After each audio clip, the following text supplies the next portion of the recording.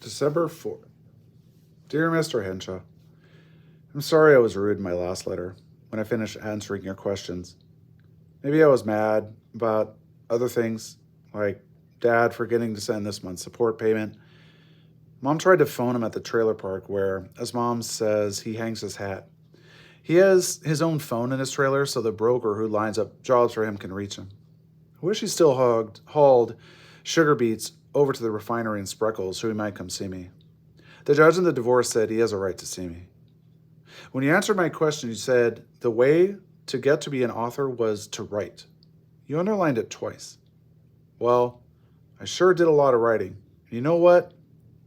Now that I think about it wasn't so bad when it wasn't for a book report or a report about some country in South America or anything where I had to look things up in a library. I even sort of miss writing now that I've finished your questions. I get lonesome. Mom is working overtime at Catering by Katie because people give a lot of parties this time of year. When I write a book, maybe I'll call it The Great Lunch Bag Mystery because I have a lot of trouble with my lunch bag.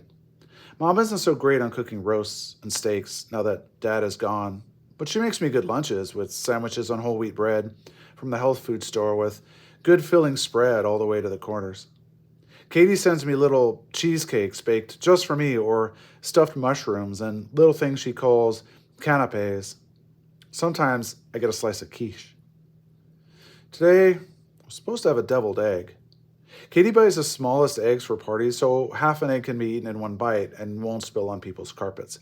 She puts a little curry powder in with the mashed up yolk, which she squirts out of a tube so it looks like a rose. At lunchtime when I opened my lunch bag, my egg was gone. We leave our lunch bags in boxes, mostly bags because no sixth grader wants to carry a lunchbox, lined up along the wall under our coat hooks on the back of the classroom behind a sort of partition. Are you writing another book? Please answer my letter so we can be pen pals.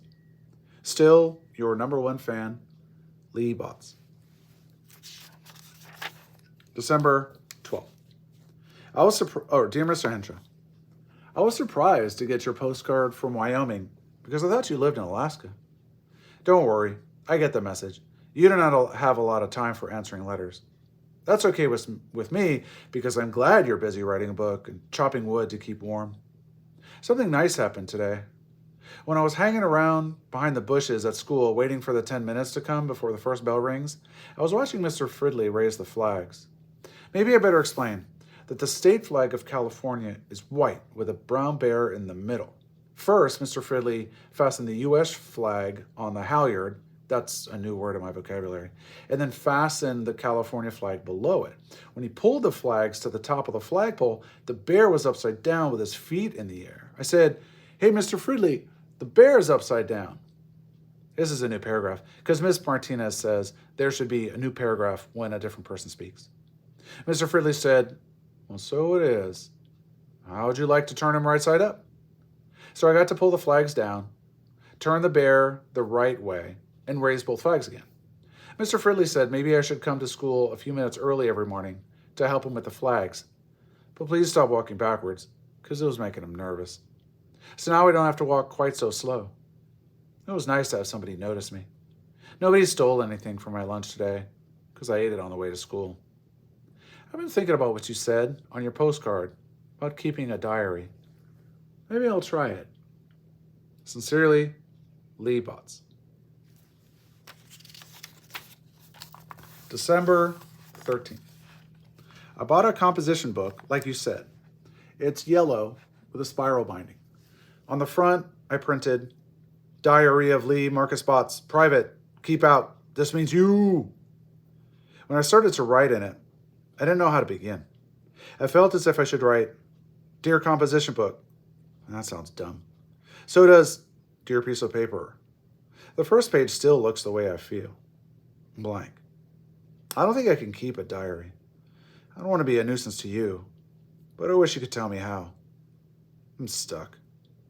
Puzzled reader, Lee Botts. December 21st. Dear Mr. Henshaw, I got your postcard with a picture of the bears. Maybe I'll do what you said and pretend my diary is a letter to somebody. Suppose I could pretend to write to Dad, but I used to write to him and he never answered. Maybe I'll pretend I'm writing to you, because when I answer all your questions, I got in the habit of beginning, Dear Mr. Henshaw. Don't worry, I won't send it to you. Thanks for the tip. I know you're busy. Your grateful friend, Lee Botts.